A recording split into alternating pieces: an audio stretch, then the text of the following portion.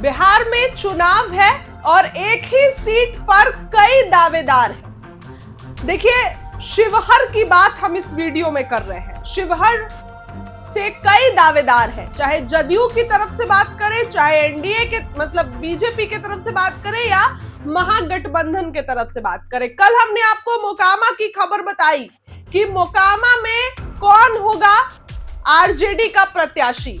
बताया हमने आपको कि किसको उतार सकते हैं तेजस्वी यादव, जो युवा थे। ठीक है, इस वीडियो में बात करेंगे शिवहर की। देखिए, शिवहर वो जिला है जो बहुत ज्यादा अनडेवलप है, बिल्कुल वहां पे डेवलपमेंट नहीं है। लड़कियों को अपनी डिग्री लेने के लिए सीतामढ़ी में जाना होता है, इतना अनडेवलप है शिवहर। विधानसभा की बात कर रहे हैं हम। वर्तमान में कौन विधायक है? चेतन आनंद। चेतन आनंद ने खेला किया है, आप सभी को पता है कि 12 फरवरी 2024 वो तारीख थी जब चेतन आनंद ने बड़ा खेल कर दिया था, एनडीए में आ गए। लेकिन अब चेतन आनंद ना घर के रहे हैं ना घाट के रहे। खैर, मैं एम्स वाला मामला आपको नहीं बताने आई हूं, मैं इस वीडियो में बात करने आई हूं कि कितने प्रत्याशी टाल ठोक रहे हैं शिवहर से। चुनाव अब नजदीक है। अब देखिए, शिवहर से सबसे पहले तो जातीय समीकरण जो है मैं आपको बताऊं कि यहाँ पर जातीय समीकरण क्या है। शिवहर बहुत, देखिए, चेतन आनंद की बात करें तो 2 सीट से वो लड़ना चाह रहे हैं। सबसे पहले मधुबन विधानसभा जो चंपारण से है और औरंगाबाद के नवीनगर से। लेकिन नीतीश कुमार नहीं मान रहे हैं। चेतन आनंद को पता है कि भैया मेरी दाल नहीं गलेगी यहाँ पर, तो चलते हैं अपने पुराने घर शिवहर पे है चेतन आनंद। लेकिन ये दोनों नामों की चर्चा, ये दोनों जगहों से भी उनका लड़ने का मन है, औरंगाबाद के नवीनगर से और मधुबन विधानसभा जो चंपारण के अंतर्गत आती है।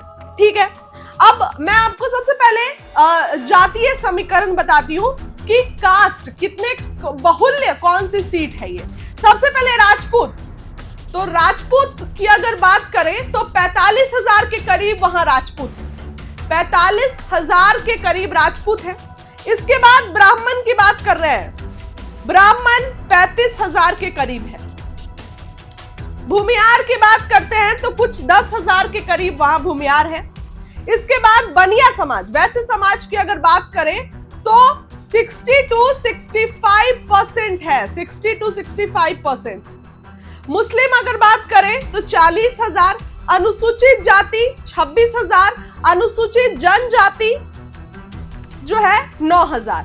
तो इस तरीके का वहां का है। दोबारा बताती हूँ, राजपूत 45,000, ब्राह्मण 35,000, भूमियार 10,000, वैश्य समाज 60 to 65,000, मुस्लिम 40,000, अनुसूचित जाति 26,000, अनुसूचित जनजाति 9,000। ठीक है, ये ओवरऑल जो है वो आंकड़ा बन रहा है। इसके बाद देखिए, 2010 और 2015 में यहां पर एक ही विधायक थे, मोहम्मद सरफुद्दीन। वो 2010 में भी थे, 2015 में भी थे। फिर 2020 में चेतन आनंद आए, खेला कर दिया, अब तो एनडीए में आ गए। तो 2020 में आरजेडी के टिकट पे ही चेतन आनंद चुनाव जीते, चेतन आनंद जीत गए। अब सबसे पहले हम आपको ये बताएंगे कि कौन कौन प्रत्याशी हैं, महागठबंधन से कौन प्रत्याशी हैं, एनडीए से कौन प्रत्याशी है। लेकिन उसके पहले आपको इतिहास बताते हैं कि कौन कौन से वहां पर जीतते रहे हैं। 1998 में ठाकुर राणा रत्नाकर, 2000 में जो है वो नारायण प्रसाद, 2005 में 2 चुनाव हुए थे, अजित झा, और बताया मैंने आपको कि 2010 और 2015 में एक ही विधायक थे, मोहम्मद सरफुद्दीन, और 2020 में चेतन आनंद। ये वहां पर विधायकों की सूची है, ये विधायक वहां पर चुनाव लड़े हैं। जनसुराज भी इस बार बहुत तगड़ा कंपटीशन दे रहा है, जनसुराज की बात करेंगे। लेकिन उसके पहले आपको बताएं कि सबसे पहले बात करेंगे एनडीए की, कि एनडीए में कौन कौन प्रत्याशी है। चेतन आनंद हैं, दावेदारी ठोक रहे हैं, लेकिन चेतन आनंद के बाद जो है वो एक और विधायक का नाम है शिवहर से। 2010 और 2015 में मैंने आपको नाम बताया, मोहम्मद सरफुद्दीन। तो इनके नाम की भी चर्चा है। पटना से शिवहर बहुत भागादौड़ी हो रहा है, क्षेत्र का भ्रमण कर रहे हैं, लेकिन एक बड़ा मुद्दा वक्फ बोर्ड पर इनकी नाराजगी है, वक्फ बोर्ड पर नाराज है। तो इसी कारण से इनके नाम की भी चर्चा मतलब है, लेकिन चेतन आनंद तो है ही बीच में। इसके बाद बीजेपी, अब देखिए जो शिवहर सीट है वो जदयू के ही खाते में रही है, वो जदयू का ही सीट है, लेकिन बीजेपी से अगर बात करें तो ठाकुर राणा रत्नाकर, इनकी भी तगड़ी लॉबी चल रही है, इनकी भी जो है वो तगड़ी लॉबी चल रही है बीजेपी में, जो 1998 में विधायक थे, तो इनका भी नाम बहुत तेजी से चल रहा है। जो इनपुट मिला है उसके आधार पर खबर मैं बता रही हूँ। इसके बाद अगर बात करते हैं महागठबंधन की, तो हमने एनडीए से बता दिया चेतन आनंद की जगह एक और मोहम्मद सरफुद्दीन जो 2010 और 2015 में विधायक रहे हैं। बीजेपी से बता दिया ठाकुर राणा रत्नाकर। अब इसके बाद महागठबंधन पे आइए कि किस किस प्रत्याशियों के नाम चल रहे हैं। महागठबंधन से अगर बात करें तो आरजेडी की सबसे बड़ी दावेदारी कौन है? नवनीत झा, जो अच्छे वकील हैं और अभी प्रैक्टिस कर रहे हैं। रघुनाथ झा हैं, तो उनके जो पोते हैं वो नवनीत झा, रघुनाथ झा के पोते नवनीत झा, जो दिल्ली में प्रैक्टिस कर रहे हैं सुप्रीम कोर्ट में। तो आरजेडी के तरफ से सबसे ज्यादा इस नाम की चर्चा है, और मैं बता दूं कि महागठबंधन से सीट आरजेडी के खाते में जाएगी, और ये सीट किसी के खाते में नहीं जा रही है, आरजेडी ही इस पर चुनाव लड़ रही है। आरजेडी के खाते में सीट है तो नवनीत झा के नाम की चर्चा है।